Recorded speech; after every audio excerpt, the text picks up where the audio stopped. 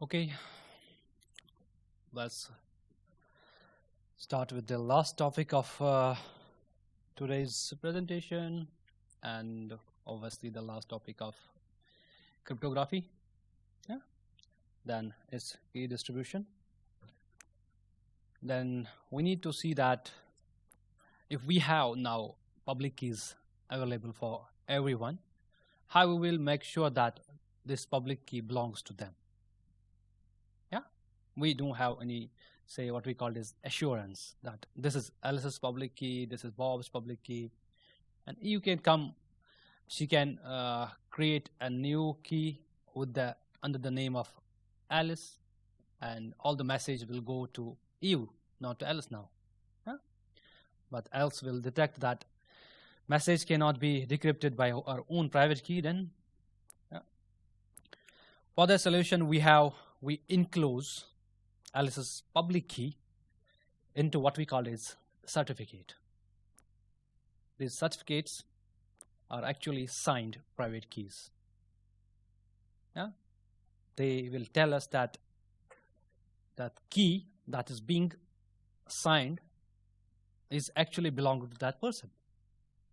How does that certificate look like? We have a sample of that certificate as well. We will show you. This way we can come to know that this is the key of Alice or Bob. So there will be certificate for everyone who is involved in communication. For example, Alice's certificate, what it will contain? It will contain the public key of Alice that will concatenated with his ID, her ID. Then encrypted with private key of higher authority, the people who provide the certificate, higher power. Okay. Then concatenated with this Alice's public ID and Alice ID, so that we will make sure that one is decrypting, we will make sure that these are same. Yeah. The public key of higher power can be used to check the correctness. We have a public key. We can decrypt that thing to know what is actually belong to Alice or something. And hence, we will get Alice's public key, which is being signed by higher power. Got it? Yeah. The public key of the certificate authority, is it pre-shared? This is not pre-shared. You must be thinking that will also be changed by the EU. Yeah? EU can also behave like that he's giving certificates to everyone. Yeah? That we will see. First we will see that this is that you were asking for. This is actually the format of public key certificate. There you can see this is a unique identifier there. It has a time period, how long it will be valid for a person. Yeah. Likewise, we used to keep our these bank passwords keep on updating, so that the people, if somehow accidentally some came to know, it will be changed. Same. This is the latest version, the V3. As you can see here, what was V1 that extended to V2. Some new attributes have been added to these keys, these certificates actually. Now we have V3, which contains certificate serial number, algorithm, what is used, issuer name, on which name it has been issued.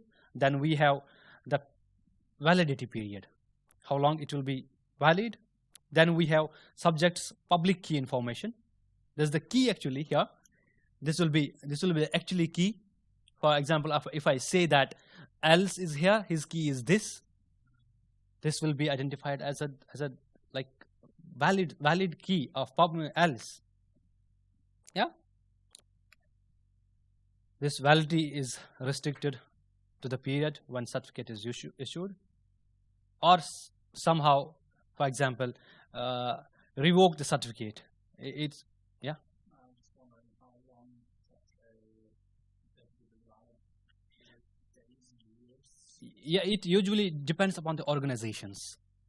If, for example, some trusted organizations, they used to keep on changing these certificates after every 3 months. Yeah, some organizations, government organizations, provide you the certificate for years. But depends upon the organization to organization. Yeah, or somehow if I lost my private key, my certificate is still there. I can tell them to revoke my certificate.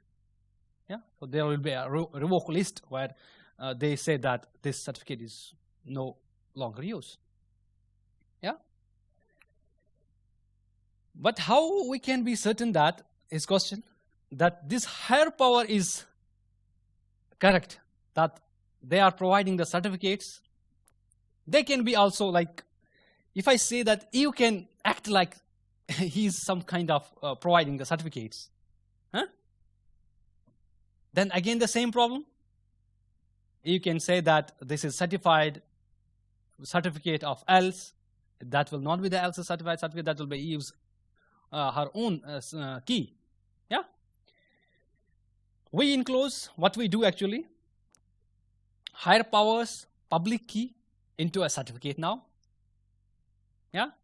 And certificate is signed using a private key of an even higher power.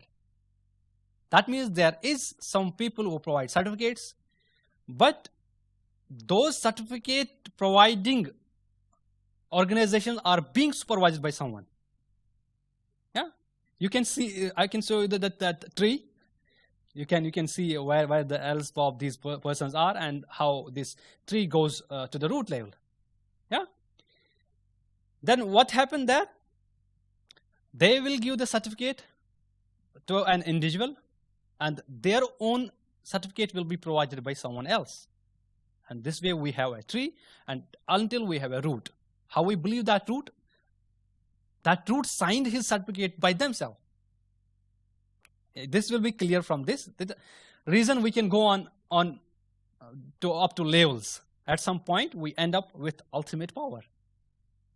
Ultimate power simply, there can be someone who we trust. Yeah, there is always someone, but not 100%. But there is someone we have less trust, we have more trust. There is someone we can have trust. Meaning some public key that everybody trusts. Higher power is called certificate authority because it issues a certificate for else. Even higher power is also certificate authority, but higher level than HP. This is that tree. At the bottom level, we have users, all the organizations even. Then we have at the upper level, certificate authorities. These certificate authorities also have two levels. There are some base level certificate authorities who are being certified by some upper level authorities. And finally, we have what we call as root CA. Root CA signs its own certificate, self-signed. Yeah. This have been approved and make valid by other organizations as well. So here the Bob is, for example, Bob is being given the certificate by this orange color, this certificate authority, and else has been given certificate by some other authority, which is red color, red in here color. Bob's certificate and Alice's certificate is being signed by one above level, that is blue color, that is in blue color. Yeah. That blue color certificate authority, that authority has been approved by root CA. This is all how it works. Yeah. Bob has a certificate, blue CA, that I already told you because this is his own CA.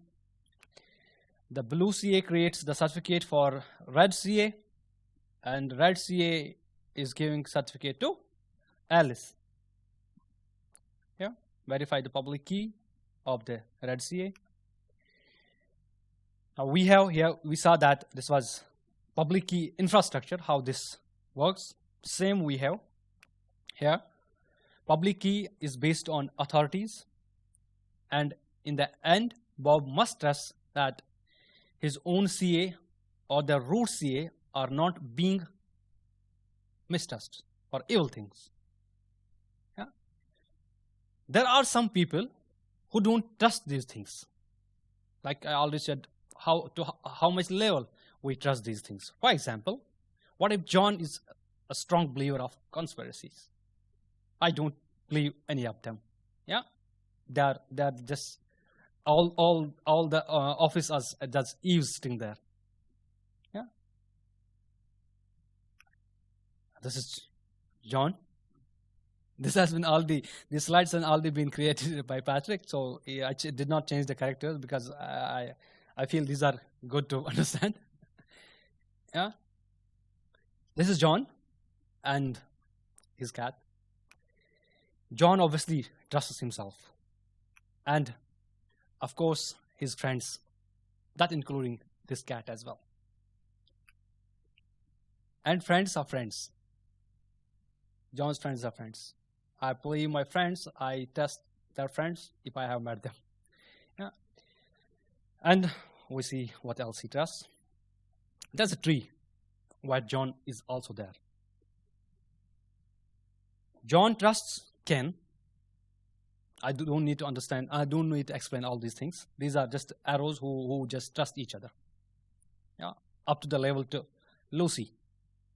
Yeah, here in the graph I can say that Mike trusts Lucy because in between there is a Ken, whom both of these trust. Yeah, John wants to talk to James. He's the James. Yeah. Now, James and John, they have a mutual trust. They have being certified by Ken.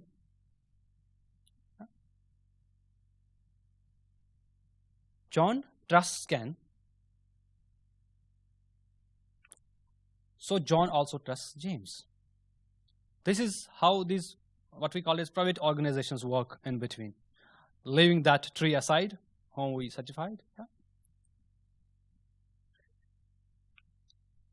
Then, same will happen with if John wants to talk to Lucy.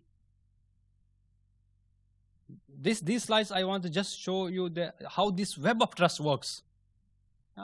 If we have someone in between us whom two parties trust, so they can trust each other as well. Because I trust this one, I trust on the guy on my left. So they trust me as well. The mutual dependency is that they can trust each other as well. Yeah? This was all about web of trust.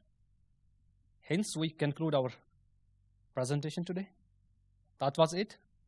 I hope this went very well at the end. If you have any questions.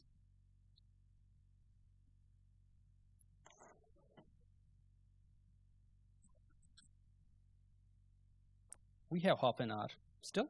If you have any questions, you can tell me. So you got all the like basic picture of this cryptology. Yeah. In the exam, if there's a question about, for example, Diffie-Hellman, yeah, is it going to be a question like, you have these two numbers, please come up with the secret? Or is it describe the process, or is it going to ask about it all? Yeah, if I told you here, what I showed you here, let me go quickly to Diffie-Hellman. Here it is. I showed you the Diffie-Hellman, it's working. Yeah.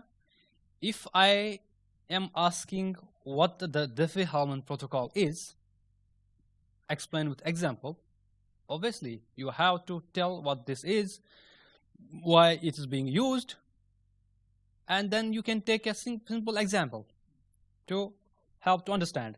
Yeah, or there can be, for example, I will give you the example, and you have to come up with, say, that calculation. Yeah.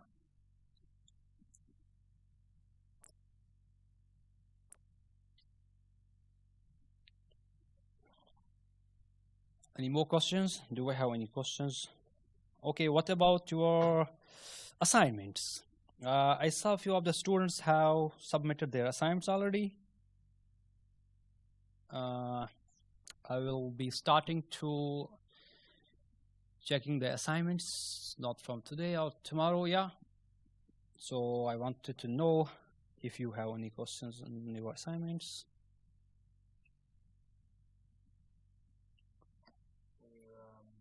You sent a message about the root cipher. Yeah. Two or three, you said 2 or 3 roots. Like, it does a root count as starting in the left corner or starting in the right bottom, or do you want it like one spiral, one other something? If you are following Blackboard, Yeah. yeah, I have given some information regarding the root cipher there, and I have given a link which is telling you what are the possible roots we can have in the root cipher. Yeah, and if you can take any of the 3 examples from them and implement them, that's it. Yeah. The ones from the website wasn't really the same that you showed on the. I showed the example. I cannot show all the. Yeah. But like the ones they have on the website is not. The one you showed was a sort of spiral thing. Yeah. Inwards, but on the website it is. Yeah. I saw those as well. But it's up to you. Which one you want to implement, you can implement. Okay. But you just have to give me at the end that PDF file, which will tell you what were your inputs. Means what was the root you used in the root cipher. Yeah. Just one change of the root would be fine. Yeah. If I made one that went that way and then the other way, would that be too? Yes. It's completely up to you. Completely up to you. I want to make this assignment your favorite assignment, so that you can come up with some new learning from this. Yeah.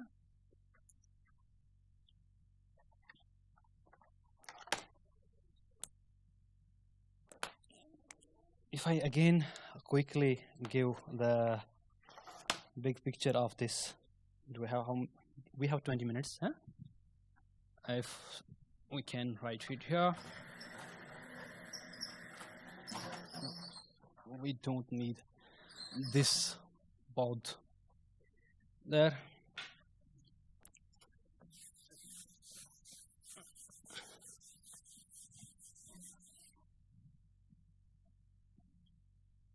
We say that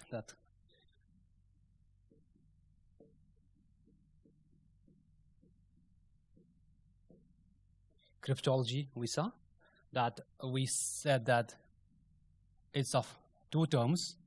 What was first?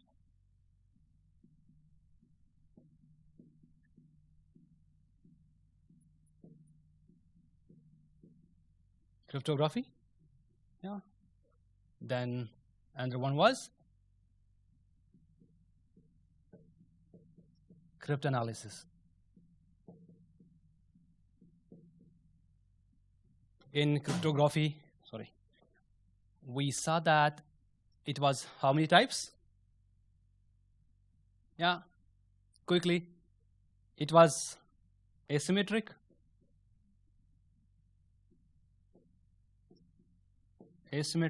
then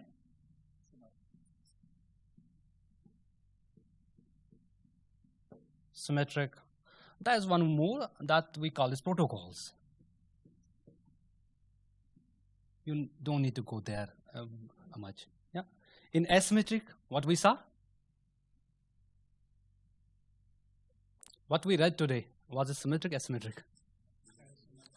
Today was asymmetric? Okay. Tell me what was in symmetric?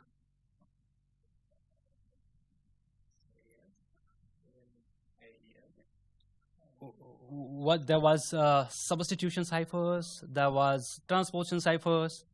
Yeah.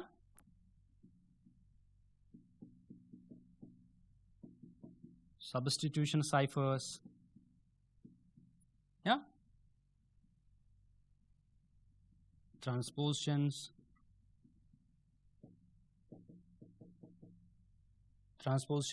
yeah. There was those machines. What was those called? There were also XORs, you know.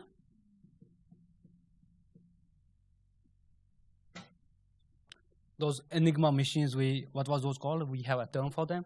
That's actually called as router machines. Here we have it. Okay. Router machines.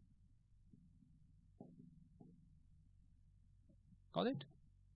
What else? For this substitution ciphers, we saw here that we had monoalphabetic,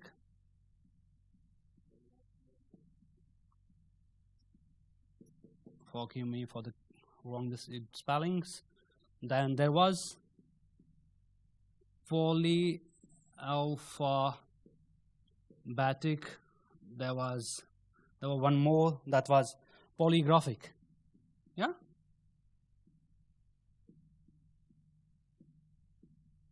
Was polygraphic. Yeah. We give the examples of them as well. For example, here we saw Caesar cipher. Yeah. For poly, we saw Wegener cipher. Yeah.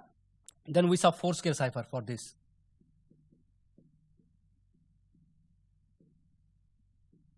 Foursquare cipher. For transposition, what we saw? What was root cipher?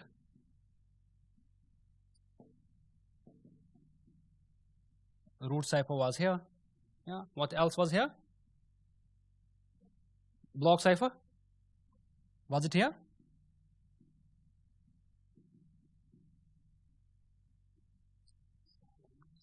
Stream cipher was here also.